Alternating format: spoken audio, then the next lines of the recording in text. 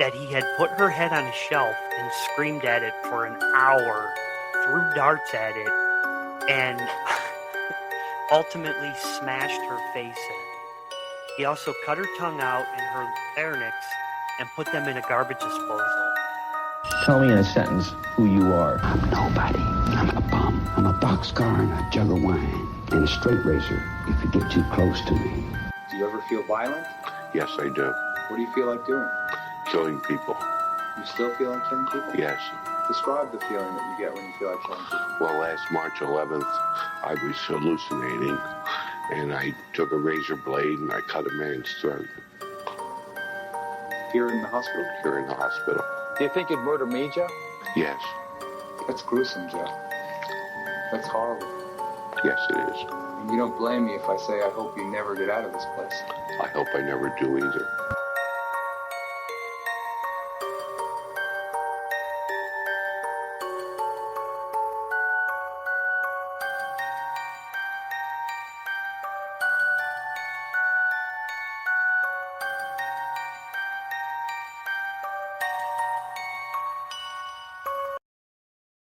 Welcome, all you true crime lovers. Sit back, grab that blanket and hot beverage, and prepare for another Saturday night of The Murder Show. Whose mind and story will we dive into tonight? Now for your host, Tim, and alongside him, his co-host, Criminology, Chris, and Classroom Jackie.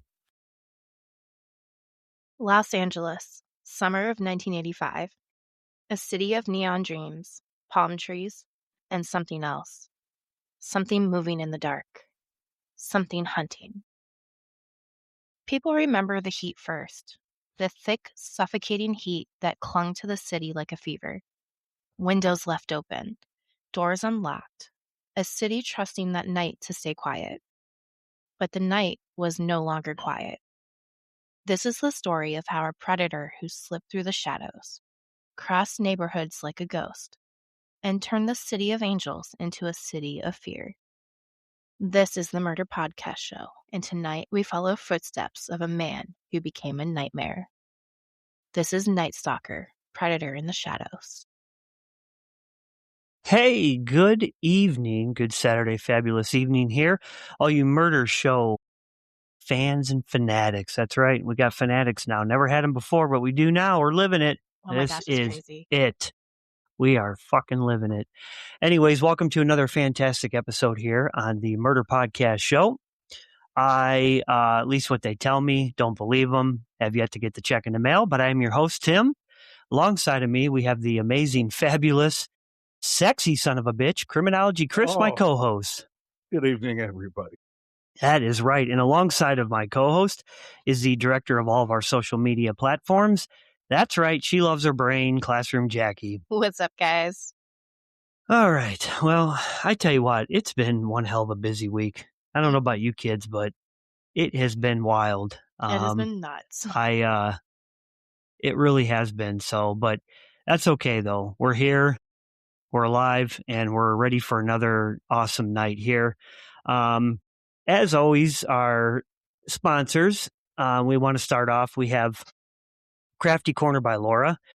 Laura makes all handmade crochet items, jewelry, plushies, and more. You can check her out on Instagram at Crafty Corner by Laura and on Etsy. She's got a shop on there as well. You can also email her at thecraftycornercrochet@gmail.com. And then let's tell you guys about two of our favorite products that are also our sponsors. The first one is Dubby Energy. They have some absolute amazing flavors. There's Calio cream, s'mores, which you mix with milk. How weird does that sound? Like it sounds like it'd be weird, but it's really good. They have amazing flavors, non-jittery, actually help you focus. What do you think of it when you use it, Tim? I love that stuff. And I have a hard time with a lot of that jitters and all that kind of stuff, but not with, Dubby. Right. Dubby doesn't do that to me. And it really locks you in and gets you to focus too. Chris, what do you think? I'm very warm right now, although I think maybe that's due to the fact that it's not -20 outside. So Yeah, I probably should crack the window. I can do that. I had it open in here today a little bit too, and I had the front door open. Like, Oh, it was so nice. who the hell can do that? Wait I till s- tomorrow. It's going to be warmer. Is it really? Mhm. I stared at my motorcycle for a little bit. I may or may not have turned it on for a second, but that's not the point of the story. And Where then was I? our Oh, third yeah. one is dochi, edible cookie dough, gluten-free, vegan. Main ingredient is oats. It is fantastic. I was actually staying there this morning eating some of the WTF brownie, which is my all-time favorite.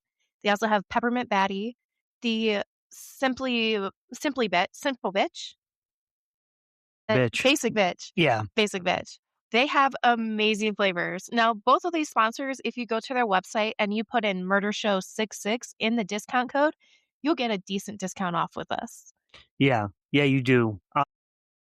W, it's 10% off, and Dochi's $5 off. $5 off on And Dochi. guys, even without that discount, it is still reasonably priced and is not expensive like every other brand out there is. Very true. Very true. So we've got a new little segment here that it is the 1 minute Of murder with Classroom Jackie. That is definitely the wrong fucking thing that I want to True, do. though. Let's try that again.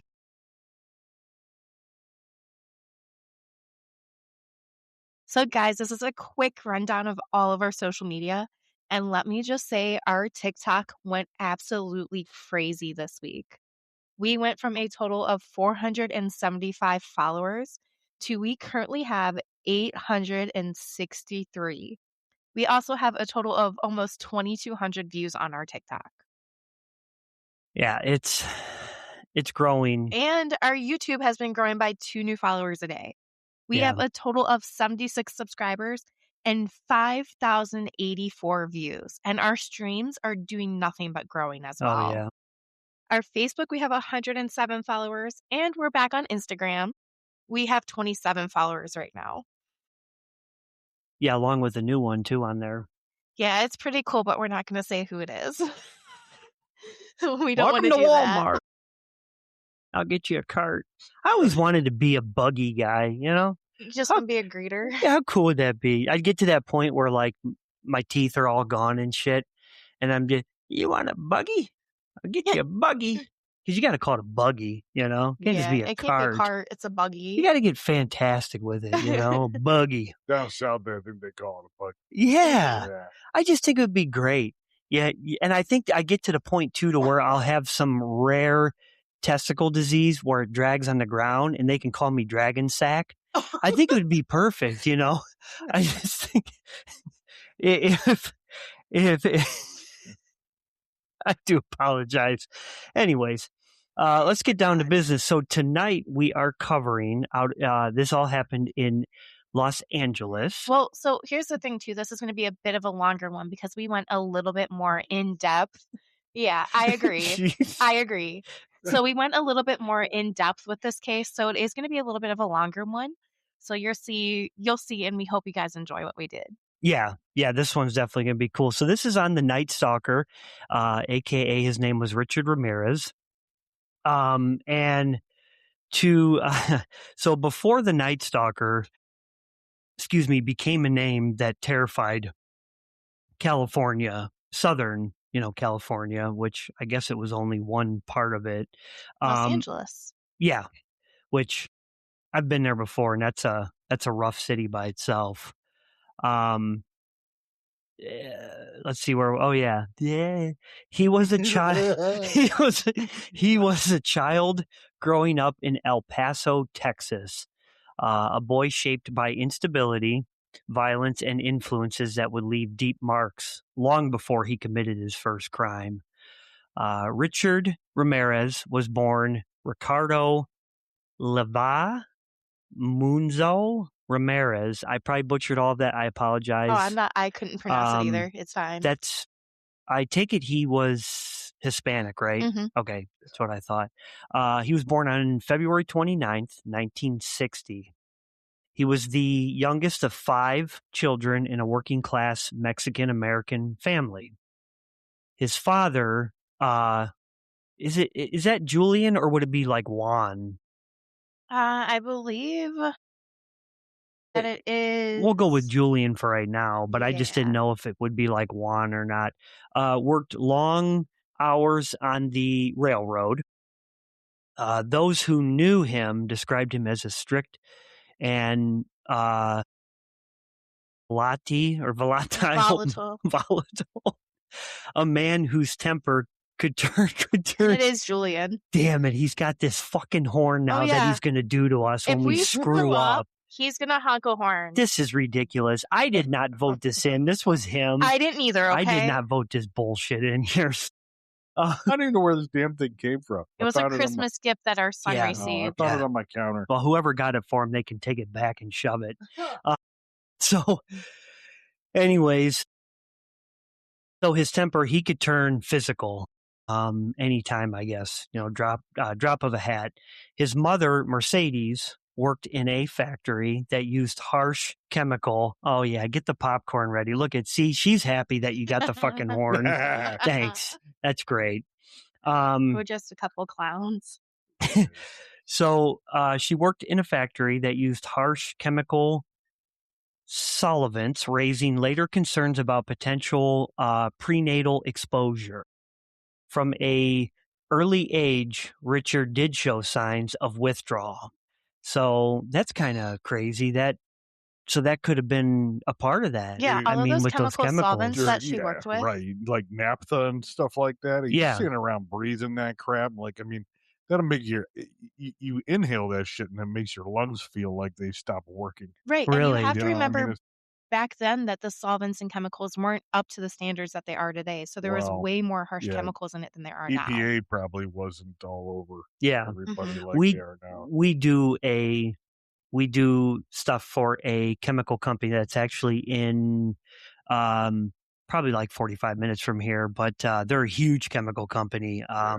And their stuff comes in these big cancer bins, and it has to be specially taken out of the bins. We're not even, unless you have like a respirator on when you around this shit. So they make like batteries, and they use like the acid and all that stuff. Oh yeah, so, that stuff is so corrosive, and it will eat through your skin. I've been burned by battery acid before. It's not fun. Yeah, it definitely. Luckily I've never had that happen to me, but that would definitely, I would not want to be a part of that. It smells awful too.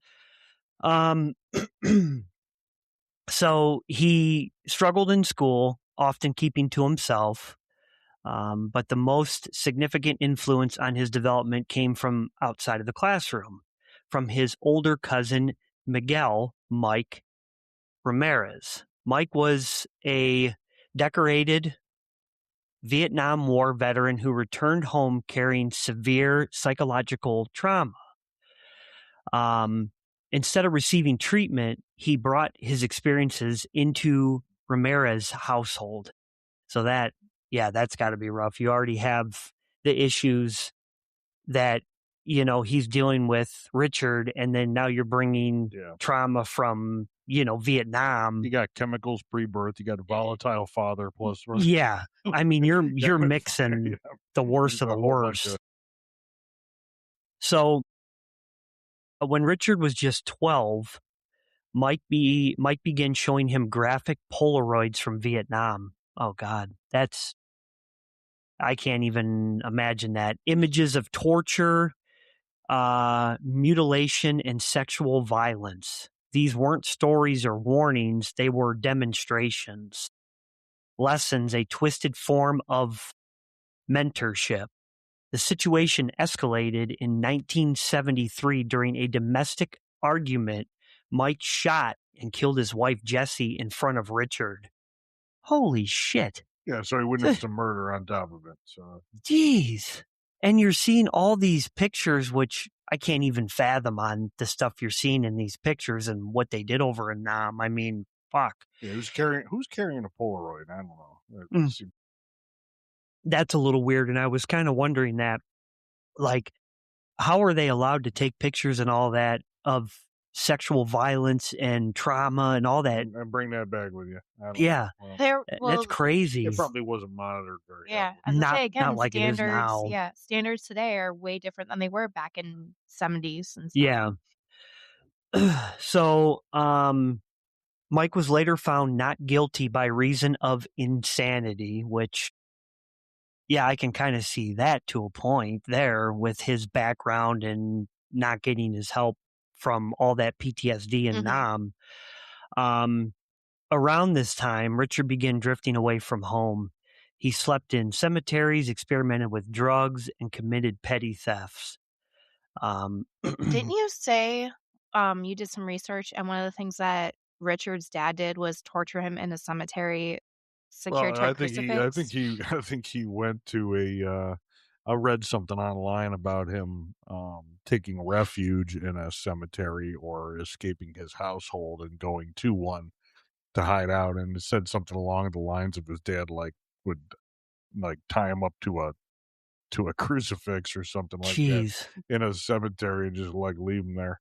I don't know. Damn. Seems a little yeah. Yeah, that's a little extreme. Teachers and relatives described him as an increasingly detached, fascinated by violence, and drawn to the occult. He developed a pattern of nighttime wandering, a habit that would later define his crimes. By his mid-teens, he had dropped out of school entirely. So by that point, he just said, screw it. Yeah. He spent more time on the streets, learning how to break into homes, how to move quietly, and to avoid detection. These early thefts, I butcher that word all the time, and I'm not even good. No, I just said thefts. It's the other way. I butcher that word all the time. So burglaries? Yeah. Thievery? Yeah, yes, we'll go with that. Weren't just crimes of opportunity, they were rehearsals. So he was building up. He was planning, yeah. Yeah, he was building up. He knew what he was doing at this point. So in 1977, at age 17, Richard left Texas for California. He drifted between Los Angeles and San Francisco, supporting himself through theft and odd jobs. His criminal behavior escalated. He began committing more sophisticated break-ins, often entering homes at night, observing sleeping occupants, and leaving without being detected. That's just creepy. How do you not know this guy is fucking standing in your house watching you sleep? If he's that quiet, I've scared the crap out of him a couple of times. And he knows I live there. Yeah, that's just, I can't even imagine waking up and somebody's standing there like, ooh. Yeah. And just staring at you. Could you imagine he just looks at it and he's like, go back to bed. Everything's okay. But if you look at a picture of him, could you imagine, he's just creepy looking himself. That would just be scary. Yeah. Yeah, he is very, very, creepy looking, definitely. It's going to be okay. Go to sleep. So these patterns, nighttime entry, targeting vulnerable home, blah, blah, using violence to control victims, were already forming years before his first murder to him that he actually committed. Richard Ramirez's childhood didn't explain his crimes. I mean, I don't know. It kind of does a little bit to me, but yeah, there's some pretty wacky shit going on. Yeah, I don't know if I call that normal. I mean, no, I don't know. I definitely would not. I'm sure there's people that have been through that once again, and we always talk about it, but that are exposed to that kind of thing and still end up normal. Yeah, it couldn't have helped. Yeah, my dad never took me in cemetery and had me sit up against a crucifix or whatever. I don't remember doing that. I remember looking at Polaroids of Nam. Yeah. Yeah. I definitely don't remember that. But, maybe I was high on the milk, High on the milk. High on the milk. Oh my gosh. The brain is constructed to forget bad things. True.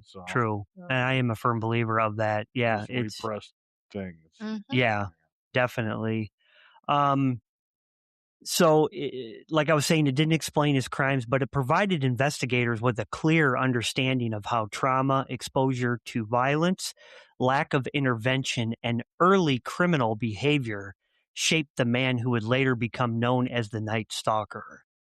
So, yeah, that I see what they, what it means. It's just like once they dug into his childhood, they're like, okay, the puzzle pieces are kind of fitting together here on what may have caused a lot of this.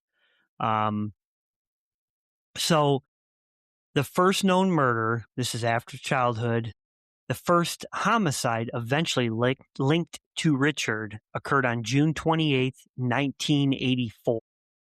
Hey, that's only 5 years before I was born. Oh, shit.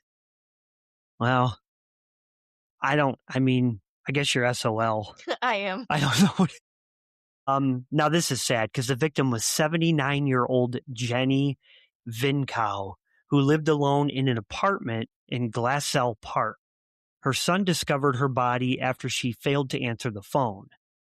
Police reports describe multiple stab wounds, signs of sexual assault, and evidence that the killer entered through a window.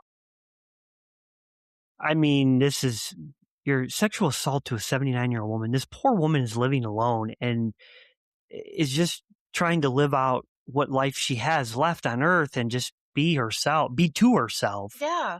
And then you got this friggin' freak that breaks in and sexually assault. That's just sick. And unfortunately, it's going to be a very repeated pattern that we're going to see with some of these victims Yeah, he did like just this kind of stuff that he did to him, the torturing and stuff. It kind of reminds me of Dennis, Rader. I mean, just with the torture. But as we find out, like his is worse than Rader's.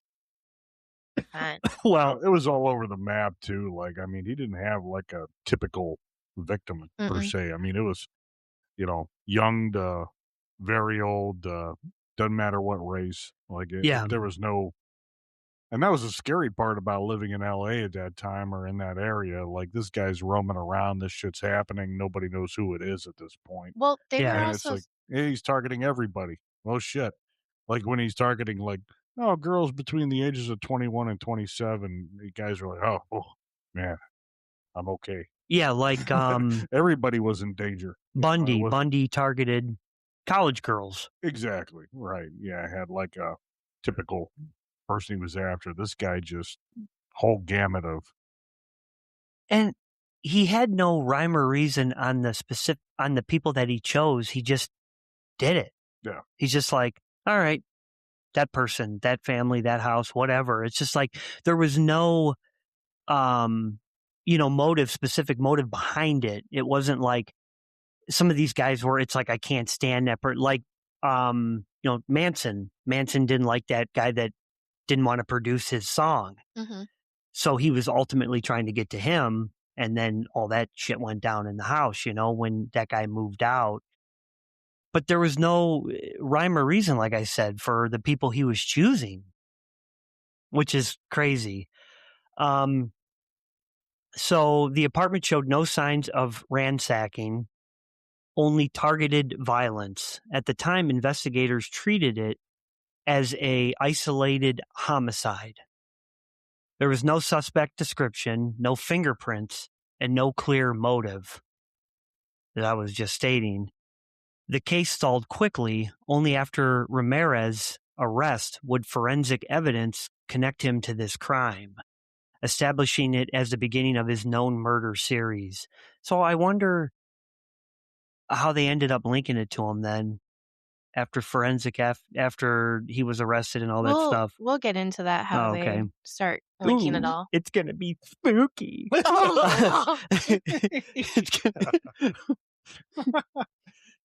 Stick around. It's going to get spooky. It's going to get good, guys.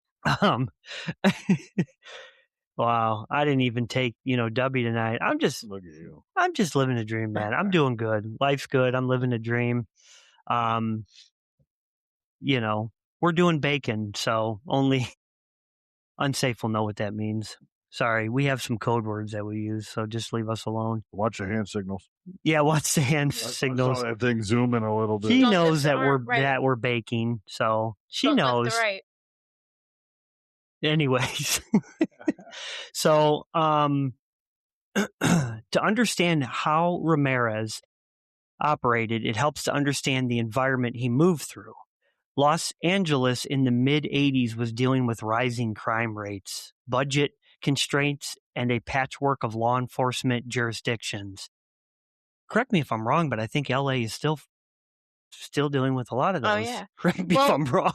And in some of the documentaries that I watched, they said that crimes could be committed from one part of Los Angeles to another, and you would cross through 3 to 5 different oh my God. I mean, you have, how many precincts do you have in the Right. city of I mean, it's a very And large that was one of the city. things that we'll see is they couldn't actually figure out what Well, a lot of these areas did not how do you talk say to that each word? other. Jurisdictions.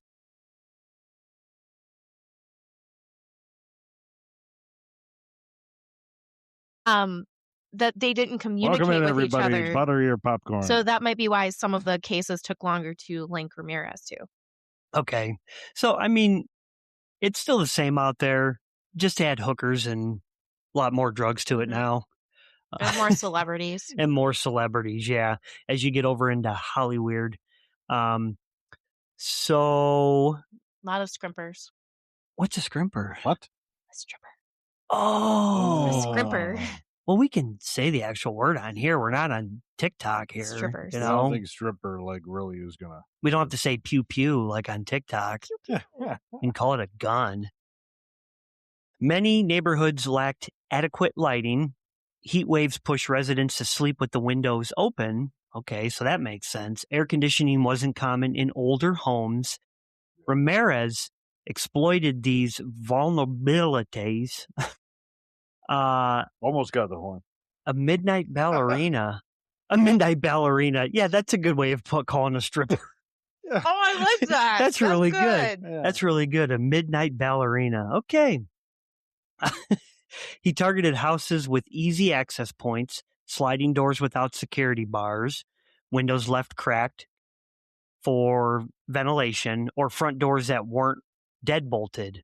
I don't know about you, but I deadbolt my doors every night. I'm like OCD about that shit. Yeah, I'm worried about it. Even though we don't live in a bad part of our town, but I always got to go through and make sure my 2 main doors are deadbolted. Yeah. Oh, yeah. You know? I'm not even necessarily sure that our town has a bad part. I mean, not really. I mean, there's True. a couple spots, but hell. But yeah. Yeah, but still, like, yeah, but even when I was a kid, I remember sleeping with the windows open and all that. Yeah. Yeah. know? And I mean, apartment buildings most of them didn't have air conditioning either because of that time. Yeah. Yeah, that's true. He also moved constantly. So he was, I mean, imagine they can't even keep up with this guy because he's moving. And at nighttime, that's when he's striking. So he's probably bouncing from one apartment to another, from one house to another, which would be hard to keep up with. So he didn't stay within one neighborhood or even one county. This mobility made it difficult for investigators to connect the crimes in the beginning. Jumping ahead a little bit, on March 17th, 1985, Ramirez committed 2 attacks within the span of an hour. These crimes would be the first to draw widespread public attention. So the first victim was 22-year-old Maria Hernandez. She was returning home to her townhouse in Rosemead when Ramirez confronted her in the garage. He fired a shot at her head. The bullet struck her car keys, which she happened to be holding up defensively, and deflected. She survived. Wow. Damn. Talk about luck. That's some yeah. Mythbuster shit. Holy. You deflected a bullet with your keys. Man. Wow. I mean, imagine telling people that story afterwards that you made that. People are going to look at you and be like, get out of here. Yeah, You're right. full of shit, you know? Yeah. Wow. So she was probably thinking, God, after that one. Yeah. Jeez. Inside her home, her roommate, 34-year-old we'll just say D. Okazaki, was shot and killed. She had been in the kitchen, startled by the noise, and Ramirez shot her at close range. Less than an hour later, Ramirez attacked again in Monterey Park. He pulled 30-year-old T.L. Veronica, we'll just go with that, from her car and shot her. She died right on the scene. These two attacks, rapid, public, and violent, marked a turning point for the first time. Law enforcement realized then that they were dealing with a highly mobile offender capable of striking multiple times in a single night. So at that point, I mean, they're just, what do you do? Like, Right. shit. Yeah, once it happens 2 times and you're no longer dealing with an isolated incident where someone just got pissed and killed somebody, you know? Yeah. You're dealing with somebody that's a habitual offender Yeah. in this, in this manner. Like, so it definitely is going to get more attention than some guy who shot a midnight ballerina. Yeah. That one's going to stick with me now. I'm gonna- Ting, ting, ting. Is that what you? Like the dancer. Oh, God. You know, ding, ding, ding.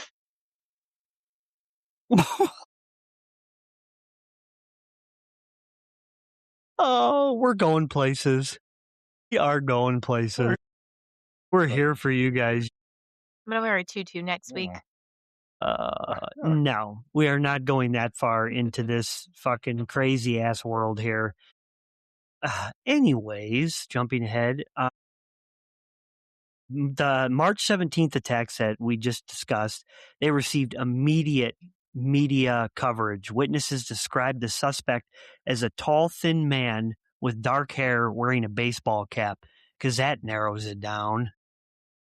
This was the first time the public heard about a potential serial offender operating in the region.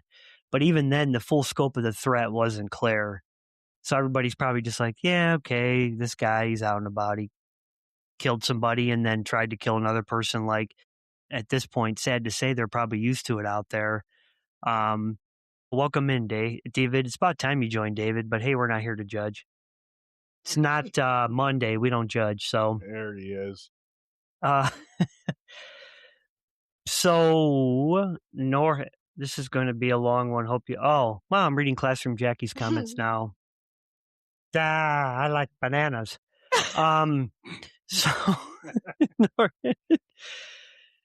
so he had attempted assaults, non-fatal attacks scattered across multiple jurisdictions. The lack of centralized communication between police departments allowed Ramirez to continue offending without a clear investigation pattern. So they couldn't do nothing because everything is so sporadic and all over the place. And like they're saying, in different regions, counties. So one thing we always talk about is like the same thing with Gacy. It's the same thing with Bundy, you know. If you move and you hop around and there's no targeted attacks, or these people don't have things in common or aren't related or aren't friends of the person or anything like that, there's not a whole lot you can like to go on. Yeah. I mean, especially at that time, like they weren't like setting up these crime scenes and pulling like, like we found a hair, Nowadays, it would be a hell of a lot harder to get away with isolated incidents, but like that, like a lot of good police work was based on patterns, Yeah. And there's no pattern. No, and I think he knew what he was doing there. And these guys, like you said, did not talk to each other. There was no county, like some sort of task force that was multi-county or anything like that, that probably these guys were banding together and trying to figure this shit out. Like it was just each individual precinct trying to develop an idea of what the hell was going on. But like you said, they weren't chatting with each other. So yeah, kind of hard to pin that down. Nowadays, I can only imagine guys now that are committing these crimes where they're thinking like, damn it, why couldn't we done this back in the day? We probably could have gotten away with shit easier, Well, it's just like, because it's different times now. Yeah, as you go back, it's like the old West, man. You just kill anybody you want. It didn't matter. Nobody could figure that out. Yeah, true. Very true. We'll look at Bonnie and Clyde when we did them. I mean, they could get away with that shit back then. Mm-hmm. They would just pull up and they had a system that they would do. And she'd get out of the car because she had that issue with her leg and stuff. And she drug her left leg. Yeah, she drug her left leg. So after the March attacks, Ramirez's crimes escalated rapidly. So he's starting to take off now. He's already committed 3 of them. And between March and August of 1985, he committed a series of home invasions marked by extreme violence and unpredictability. So some consistent elements begin to emerge. So now they're starting to catch on to some of his stuff. Victim diversity. Ramirez targeted men, women, children, and elderly individuals. There was no demographic pattern. Like we had talked about in the beginning, he didn't care. Right. He's taking out everybody. His entry method, he typically entered through unlocked doors or open windows. Weapons, he used whatever was, available, firearms, knives, blunt things, and statements. Several survivors reported that he referenced Satan or the occult during the attacks. Forensic evidence, investigators recovered shoe prints from the Avia sneaker. I think that's how you pronounce it. Avia sneaker at multiple scenes. This would later become a crucial piece of evidence, which Classroom Jackie will get to that later on. One significant attack occurred on May 14th, 1985, just a few years before I was born, when Ramirez entered the home of a 66-year-old Bill Doy and his wife, Lillian. Bill was shot and later died from his injuries. Lillian was assaulted, but she survived. So this is like the second person that's now survived that was not supposed to survive. Mm-hmm. Her testimony provided investigators with additional behavioral details, including Ramirez's voice. So that's a new one there. His mannerisms, which, what is he polite when he goes in there? Please get down on your knees. I ask you nicely, I'm going to pull the gun out. Please don't look. I mean, what is you got to be polite, I guess. So I guess that's what he was going for. And his tendency to ransack homes after attacking victims. By this point, law enforcement agencies were beginning to suspect that the crimes were connected. So, I mean, in the begining, he didn't ransack. Now he's starting to do that. Yeah, and he also started having snack time. Yeah, he's starting to. Yeah, he did what change BTK did. He'd go and have some cookies or something like that, or eat some shit in your house. David, while you're doing your research for this subject, did you notice a lot of influences from the movies and television shows about him? Yeah, there's a Netflix documentary on him that I watched, and it's really good we too. did a as lot well. of we try and stick with more of the documentaries than we do with the movies that are kind of fictionalized and have things that may not be clear or accurate in them. So we try and stick with those as well as stories and things like that. Like we can learn from the true crime museums. And online, there's documentaries you can read as well as the police reports. Yeah.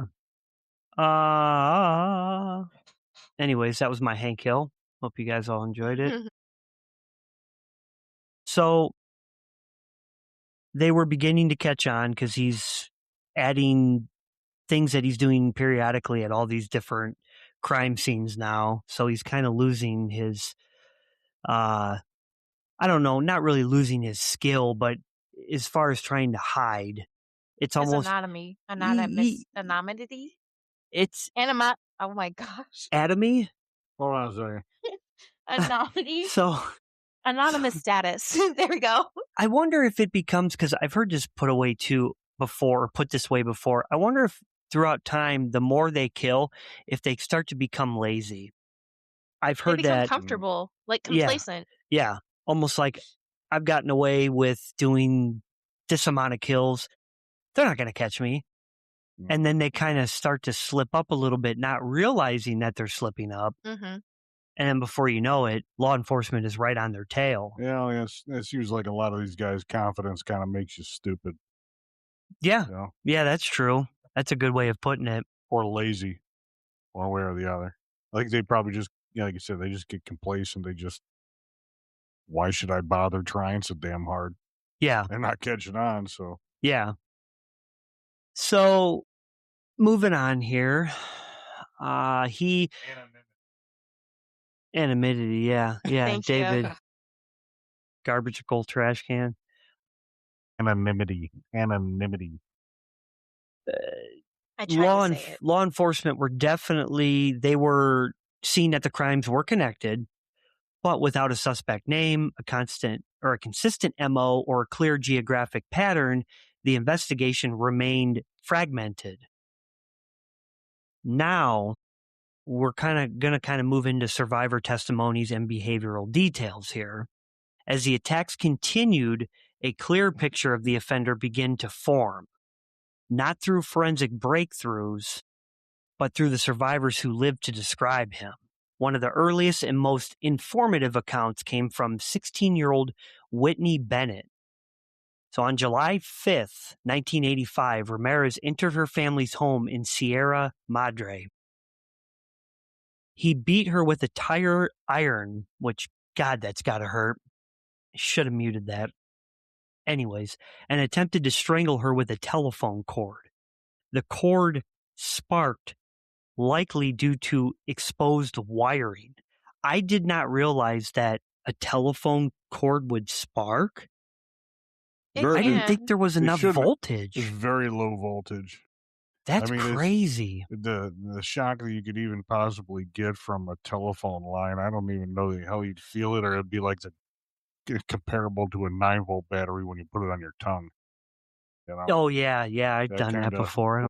But it's very, very minor. Like I think I got a hit from my doorbell wires when I was trying to replace my fucking doorbell.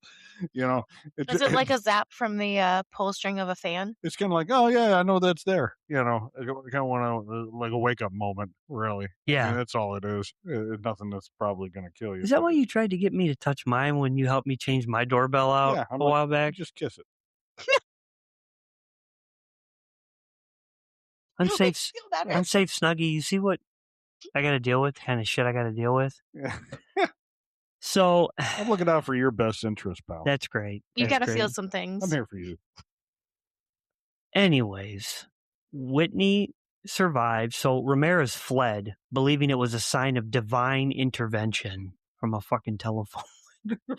Whitney survived. Her description added new behavioral details.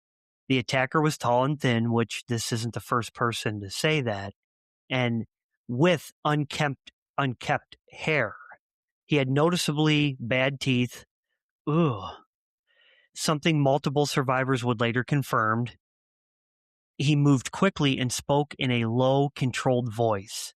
He seemed to shift between calmness and sudden bursts of violence, kind of like his father.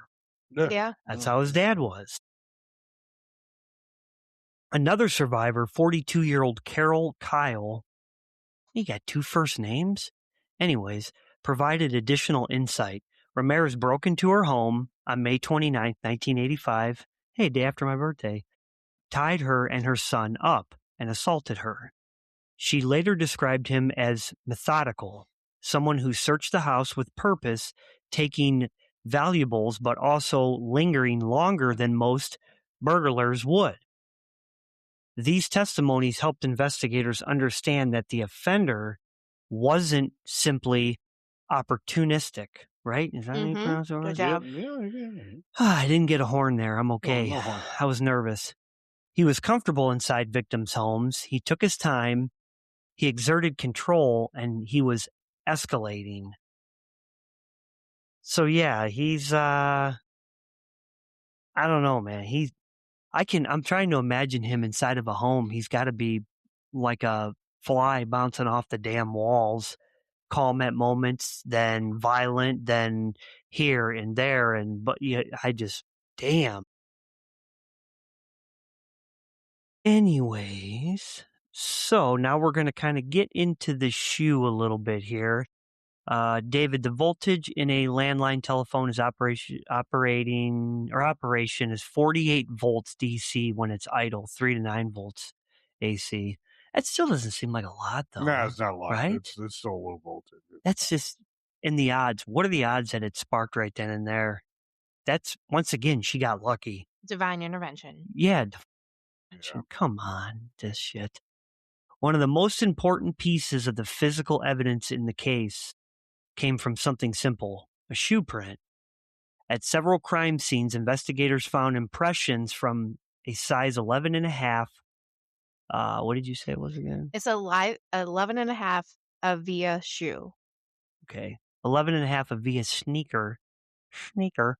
At the time, Avia was a relatively new athletic shoe brand, and this particular model had limited distribution in the United States. To be exact, 6 pairs of this exact model, size, and color were distributed across the United States. 5 of them went to Arizona, and 1 pair went to California. Yeah. And gee, I wonder who had the one pair. If you're going to kill people, you'll wear pretty rare shoes. That's right.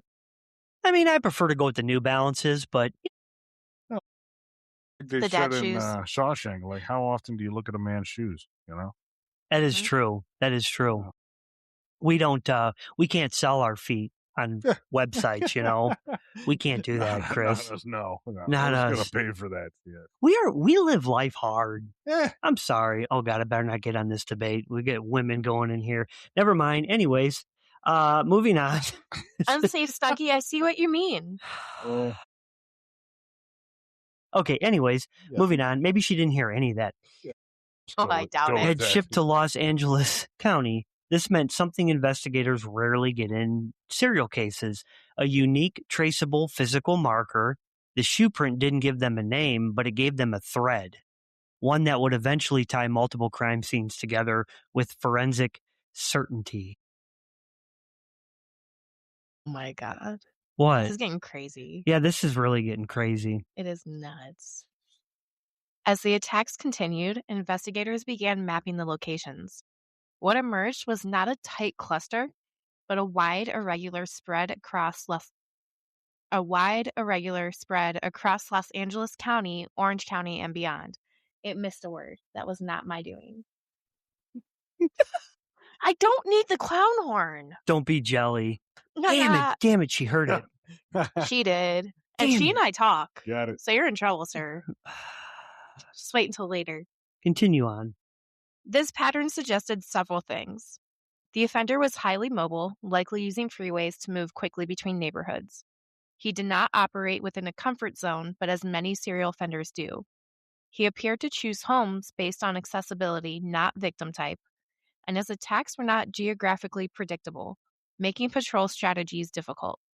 The randomness of the locations, from Arcadia to Monterey Park to Mission Viejo, created a sense of citywide vulnerability. No neighborhood felt safe. No demographic could assume that they weren't targets. This unpredictability became one of the defining characteristics of the Night Stalker case. I'm going to put real quick while you're doing that.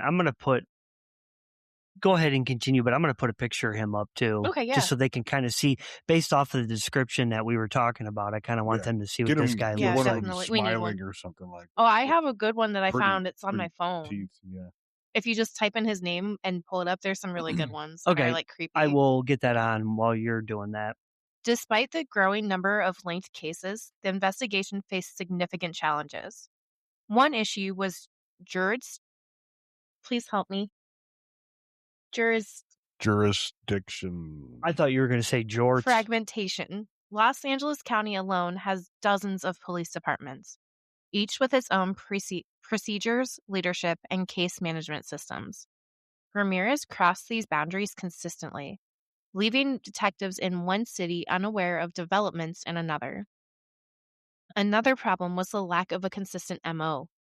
Most serial offenders follow a pattern. Same type of victim, same method of killing, same ritualistic behavior.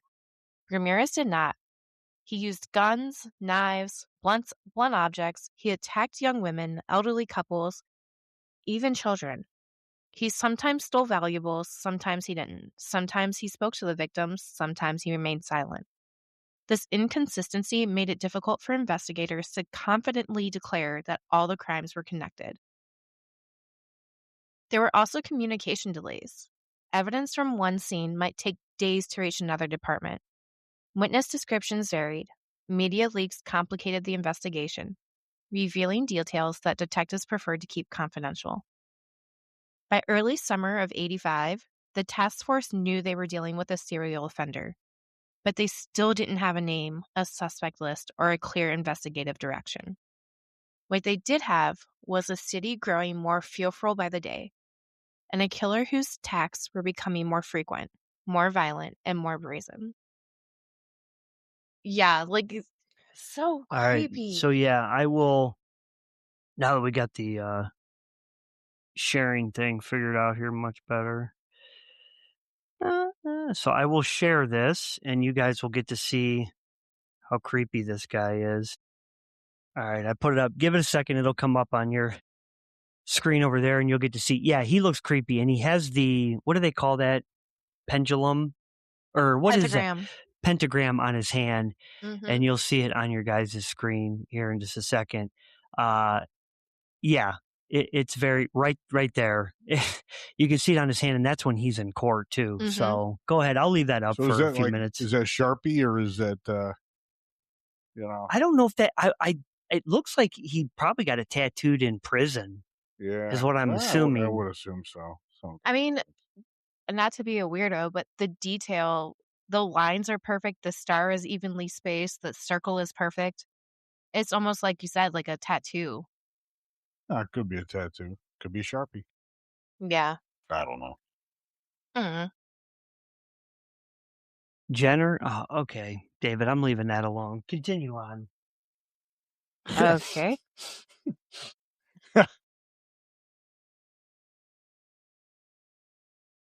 Sorry. She doesn't. I got distracted. Yeah, you got her mind all messed up. Thanks. What they did have was a city growing more fearful. By the summer of 85, the number of linked attacks had grown too large for any single department to manage. The Los Angeles County Sheriff's Department and the LAPD agreed to form a multi-agency task force dedicated solely to identifying and capturing the offender. The task force included homicide detectives, forensic specialists, crime analysis, and officers from multiple jurisdictions. You got it.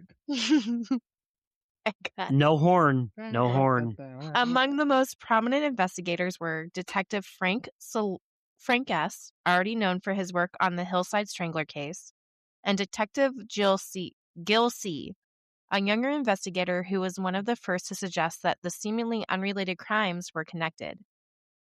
Carrillo's theory that the same offender was responsible for murders, sexual assaults, and home invasions across multiple counties was initially met with skepticism. Serial offenders typically follow patterns. Ramirez did not. But as more evidence came in, Carrillo's assessment proved accurate. You can honk the horn. Oh, you got close. You recovered. I'll let that go. I'm safe, Snuggie. Help me.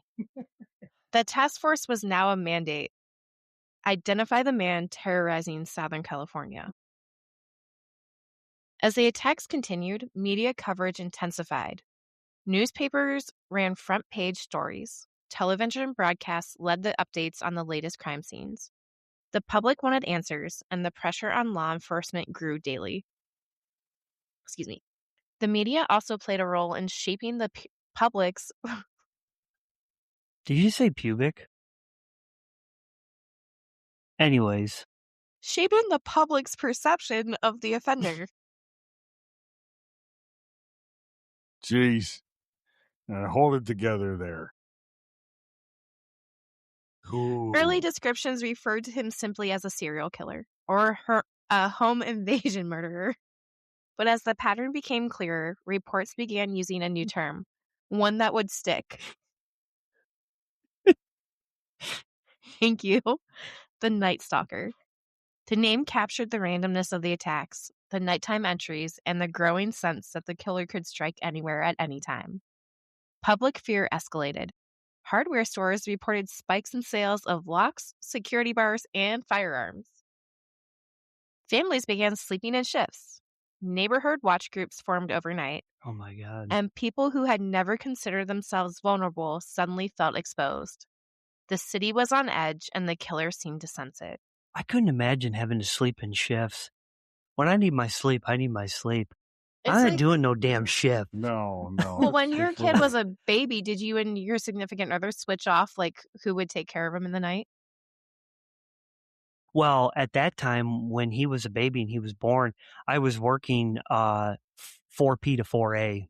Mhm. So I was, So as opposite, yeah, just yeah. So one, yeah, she had to get up because I was working. I consider that second and third pretty much Yeah, that combined, is. but yeah. when I worked in the mill, so yeah. But I'm sure if I was on a different schedule, then yeah, we would have switched. Mhm. So That summer marked the peak of Ramirez's violence. His attacks became more frequent, more brutal, and increasingly unpredictable. One of the most devastating incidences occurred on July 20th, 1985. Ramirez entered the home of 32-year-old Maxon K. and his wife Leela in Glendale. Both were murdered. The crime scene showed extreme violence, and the investigators noted the now familiar signs of a ransacked home. Later that same night, Ramirez drove to Sun Valley and attacked. I am not even going to pronounce these names. They are really crazy. yeah, they are. Save people. He attacked a family, a There you go. 32-year-old and his wife, as well as their 8-year-old who was restrained. The wife survived and provided investigators with additional behavioral details.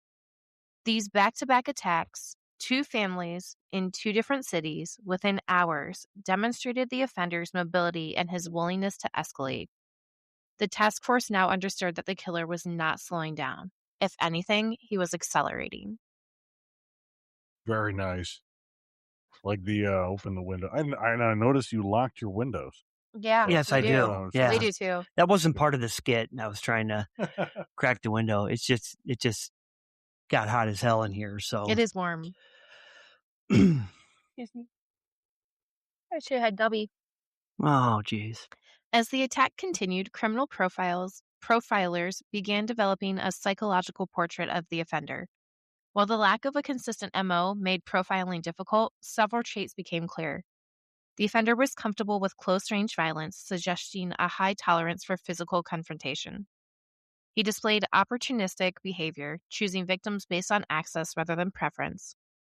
He referenced to Satan and the occult indicated a possible delusional belief system, though investigators debated whether it was genuine or performative.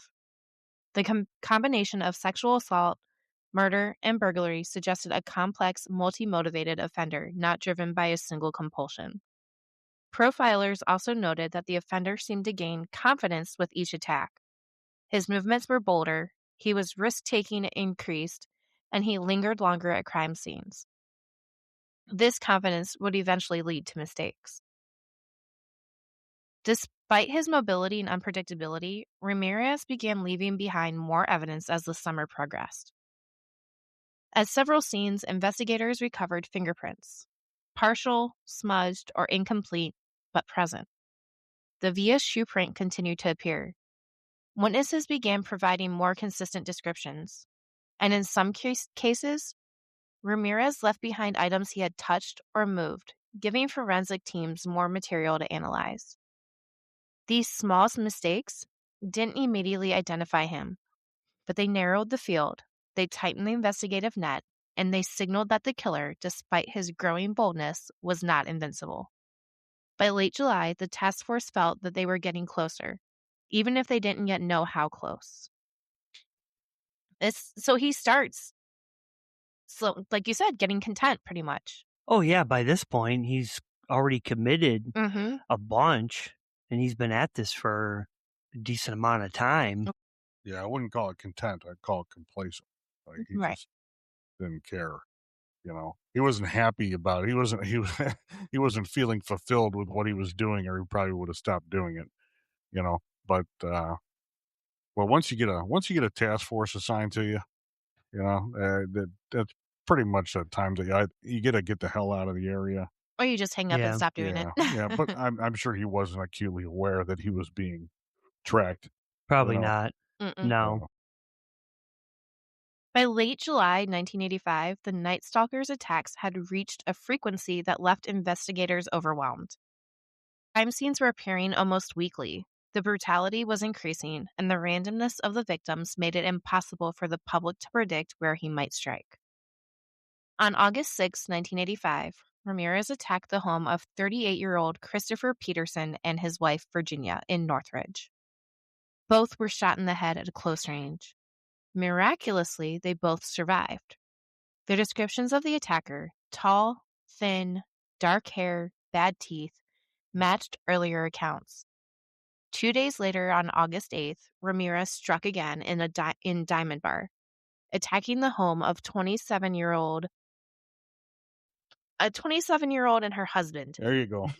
Her husband was killed, but she survived and provided investigators with additional behavior details, including the attacker's voice and his tendency to repeat certain phrases. The attacks were no longer isolated events. They were a pattern of terror stretching across Southern California.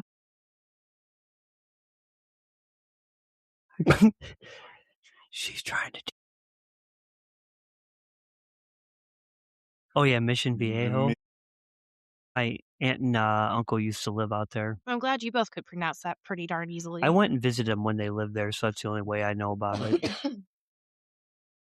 The turning point came on August 24th, 1985, in Mission Viejo, a community in Orange County, far from the earlier clusters of attacks. That night, Ramirez entered the home of 30-year-old Bill Carnes and his fiancée, Inez Erickson. He shot Carnes 3 times and assaulted Erickson. Carnes survived. Erickson, despite her injuries, was able to provide investigators with one of the most detailed descriptions yet. But the most important clue didn't come from the victims. It came from the neighborhood. Earlier that night, several teenagers noticed a suspicious man driving a Toyota station wagon. They wrote down part of the license plate number. When news of the attack broke, they contacted police. This was the break that investigators had been waiting for. The car was quickly identified as stolen, and when it was found abandoned in Los Angeles, forensics teams recovered a single fingerprint from the rearview mirror. It was partial, but it was enough. So teenagers saw a suspicious vehicle and wrote down a license plate and called the police after they heard about the attack. Yeah, good for them. Hey, Bird. Sorry. Bird, welcome in, man. Hey, son. Welcome. It's almost your bedtime. Yeah, Bird's funny. Bird, Welcome back. I go in his lives. He's from TikTok. He's a drummer, and I go in his lives. I always mess with him. I'm like, Dad? He's like, son. Did you get him to follow our TikTok? Bird, if you don't follow Murder Show 66 on TikTok, if you wouldn't mind, please do, my friend. Bird is an amazing person, so We'll thank you, follow buddy. you right back. Dude, Bird's awesome. He's a great drummer and stuff, so sorry I got excited. Bird's cool. Oh, you're fine. Continue. The fingerprint was run through the newly implemented California fingerprint database. Within hours, investigators had a match. Richard Ramirez, age 25, a drifter with a history of burglary, drug use, and violent behavior. His criminal record included arrests for auto theft and possession of illegal weapons. His mugshot matched survivor descriptions. His physical characteristics aligned with witness accounts and his background. Transient, unpredictable, and familiar with the streets fit the emerging profile. For the first time, the Night Stalker had a name. On August 29th, 1985, law enforcement made a strategic decision. They released Ramirez's name and photograph to the public. The announcement was broadcast across every major news outlet in Southern California. Newspapers printed his mugshot on the front page. Television stations ran continuous updates. The public finally had a face to attach to the fear that had gripped the region for months. The reaction was immediate. Tips poured in. Re-people? Honk honk. Repossession? Did he get something repossessed? Maybe his jeans? No, I was trying to say people reported, and I combined it into one word. People reported sightings. Communities mobilized. Ramirez, unaware that his identity had been revealed, continued moving through Los Angeles until he walked into a convenience store and saw his own face on the front page of a newspaper. He panicked. He fled, and the city responded. On August 31st, 1985, in East Los Angeles, Ramirez attempted to steal a car. The owner fought back. Neighbors recognized him from the news reports. A crowd formed. People shouted his name. Some even chased him down the street. You like my horn? David had something up there too. There are Zodiac killer sneakers being sold on the internet. I guess they feature his whatever that Cipher. cipher design and white laces, $60 per pair. How do you That's find this interesting. stuff, David? Please break this down to me and tell me how you find this shit. I mean, is it because you're the garbage distribution trash can fucker? Is that why? Is that how you find this shit? Jeez. He's a magic man. He can find lots of things. That just reminds me of the song from band Heart. He's a magic man. Yeah. But that was talking about, I think, I don't know what that was talking about. Anyways, continue on. We're done with garbage Logistical man. Yeah, we got it. On August 31st, 1985, in East Los Angeles, Ramirez attempted to steal a car. The owner fought back. Neighbors recognized him from the news reports. A crowd formed. People shouted his name and chased him down the street. Ramirez ran, but he didn't get far. A group of residents subdued him and held him until the police arrived. Oh, God. The man who had terrorized Southern California for over a year was finally in custody. His arrest marking the end of one of the most intense manhunts in California history. Richard was ultimately charged with 43 crimes. 13 counts of murder, 5 attempted murders, 11 sexual assaults, and 14 burglaries. His trial began in 1988 and lasted over a year. He was convicted on all major counts and sentenced to death. Ramirez spent the rest of his life on death row at San Quentin State Prison. He died in 2013 at the age of 53 from complications related to B-cell lymphoma. The Night Stalker case left a lasting impact on Southern California. It changed the way law enforcement agencies communicate across jurisdictions. It influenced the development of forensic databases, and it reshaped public awareness of home security and personal safety.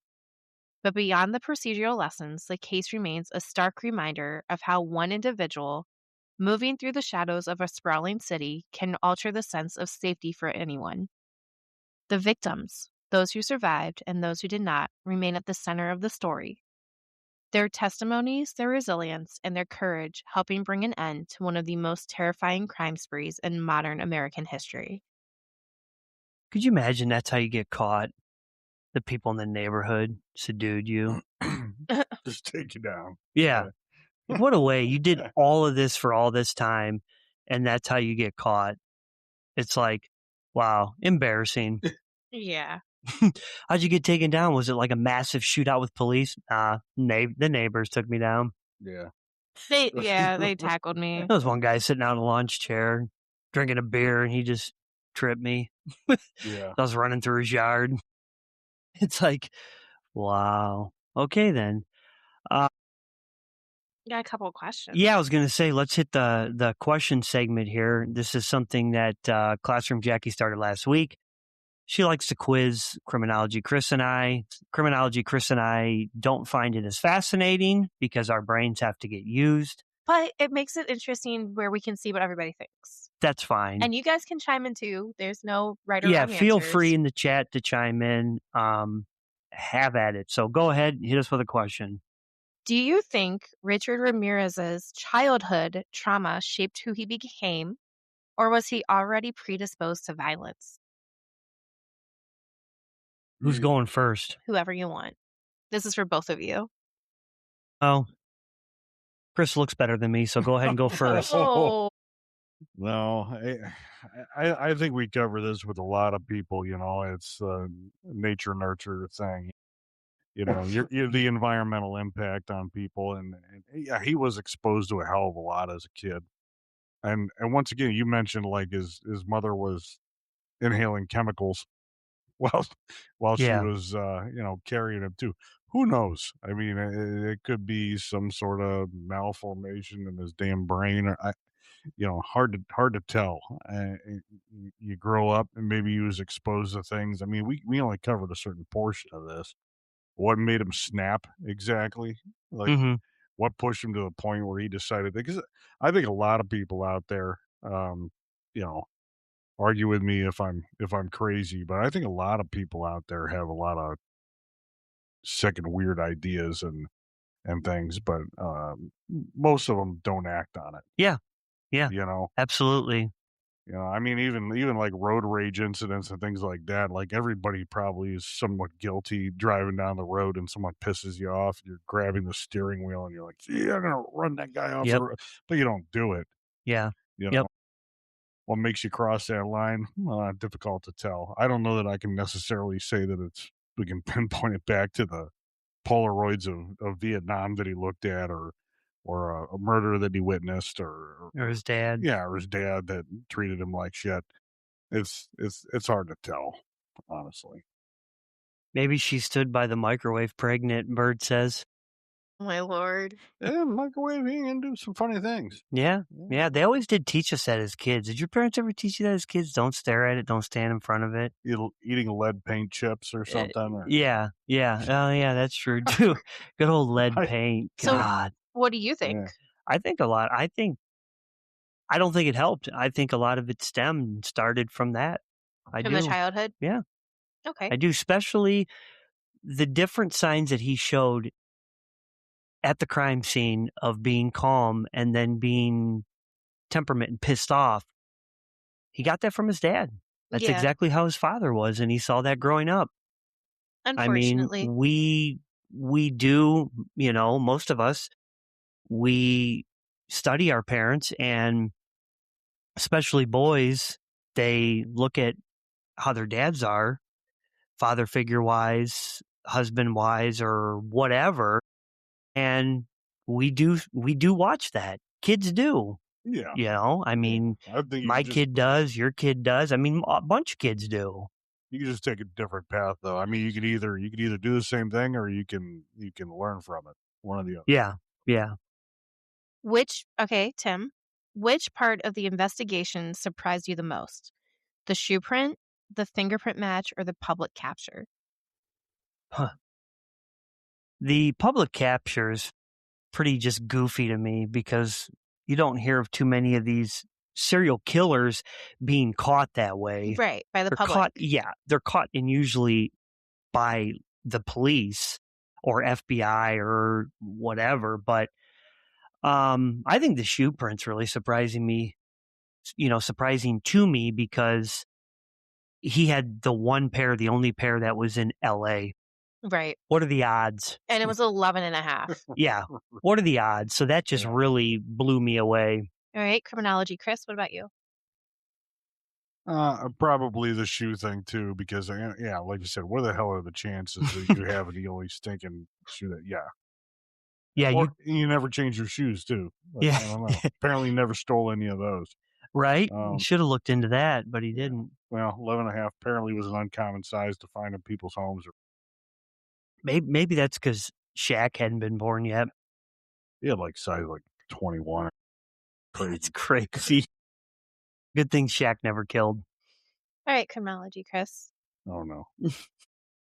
how do you feel knowing Ramirez targeted homes at random? Does that change how you think about safety? I think we all grow up watching ridiculous movies and stupid things. I like I said, I lock my doors and lock my windows, even though once again, like we already touched on this, like we live in a pretty safe environment, but at the same time, it's still kind of like a smart thing to do. I think nowadays with the media and how they handle things and how they, cover information, people didn't, I don't think, watch nearly as much of that back in that period of time. So Mm-hmm. I don't think people were nearly as afraid. I don't know. I didn't feel afraid when I was a kid, but then again, I was a kid, so it's kind of hard to tell. I mean, growing up in the 90s, were things as bad back in the 80s? I don't know. Yeah. But they weren't covered in the media nearly as much. Either that or, once again, I didn't watch it because I was a damn kid. Yeah. So kind of hard for me to tell you with any amount of certainty as to whether or not that shaped my current perception of safety, but it's just what you do. Yeah. Okay, for both of you, what moment in this case do you believe was truly the turning point for the investigators? I think having a task force and actually trailing the guy, like the actual cooperation that was multi-county or across the board, like people were actually starting to follow it, you know, Mm-hmm. as opposed to, I think once he committed those couple murders and actually developed like some sort of, not necessarily a pattern, but some sort of path or some that put it in their heads that, hey, this is the same guy doing this shit. And now they put together, like I said, now you're being followed, now you're being watched. And when they started paying attention to it and talking to each other, that's when they started kind of narrowing it down. Yeah. Yeah.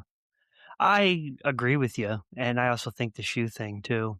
That's a huge thing. All right, both of you. Do you think that the Night Stalker could have been caught sooner with today's technology? Yeah, Yeah. without a doubt.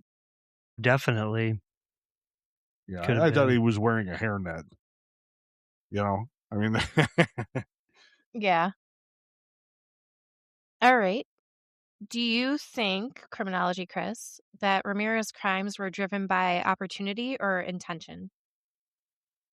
well, I think it was both. I mean, obviously, it was opportunistic to a point. The guy was climbing in and out of windows and shit, and he wasn't targeting anybody in specific. It was just hey, that one's easy. Yeah. All Yeah. right. I have a different question for you, Tim. Uh-oh. What detail from this case stayed with you the most after hearing the episode?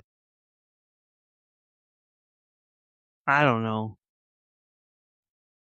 I just think the way that he sexually assaulted that 79-year-old woman in the beginning, that just sticks with me because that's just sick. Right. I don't know. Just And because she's, 80 pretty much. right. And that's just sickening. Sexual assault, period, to me, all that shit, that's just disgusting. And But we didn't get into it because there was a lot more gruesome cases, but there were children as yeah, well. then, And then we that's, didn't want to touch all of it. yeah, yeah, that's another whole other, Trigger point avenue for of all of us. disgustingness. So, do you think that if he had a better life, better childhood, father who loved him, mother that didn't be near solvents, do you think he'd be normal and not kill people? Or do you think he would still do it? Even if he had to judge a book by its cover? Hard to tell. I think, Hard to and tell. this is very much judging a book by the cover, just the way he looks. I 100% think he would have been a murderer. Yeah. Well, no, Well, you you're can miss. you're you're going you're going straight there. Yeah, I see a lot of people on a regular basis that strike me. Well, that guy kind of like a little weird, but I don't think that they're going out and killing people because they have a misshapen head or something like that. But if you Misshapen. look What are at we, his the cone eyes, heads? his eyes almost look empty and vacant, like he's not there. Yeah, but you already know the story behind the picture anyway. So, but if you Hmm. just saw the guy walking down the road, I'd probably cross the street and stay away. I don't know. But you would automatically assume that he's a killer, or he's going to be? Hmm. Really? Yep. Wow. Okay. I'm usually a pretty good judge of character. Well, do you follow up with these people to find out that they are killers? No. Well, then how do you know you're a You good judge of moved. character?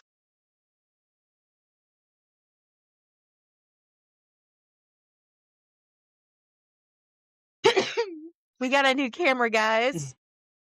That's okay. I can just hit this, and it goes right back. Just following Tim now. Yeah, it's AI. Look at it. It went right on him. It was excited. It's like, look at this sexy son of a bitch right It was here. stuck on Chris last night for like an hour. Okay. Anyway, so you've got, okay. All right. Chris? Yeah, I don't think that you can look at somebody and figure out what they're going to commit a crime by the way their eyes are. By the way their eyes are. just me. You got one eye going that way. You're a killer. The guy's got a very flat nose and his eyes are too far apart. Ain't got no gas in it. Any more questions? No, that's it. That's it. You All guys right. asked me not to give you 15 like Okay. I did Well, last time. we appreciate it. Thank you guys for listening in. A little bit of a longer one, but we still actually kept it in the time frame, so that's good. Thank you for listening in. This was a pretty crazy case. I mean, everything we cover is. But next week we'll hit a little drum roll here for you. This one's probably going to get the chat pretty wild. It's going to get a lot of us pretty wild. But you ready?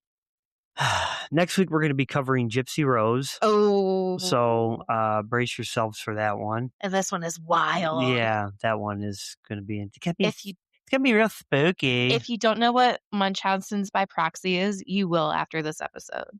Yeah. But other than that, we hope everybody enjoys the rest of their weekend.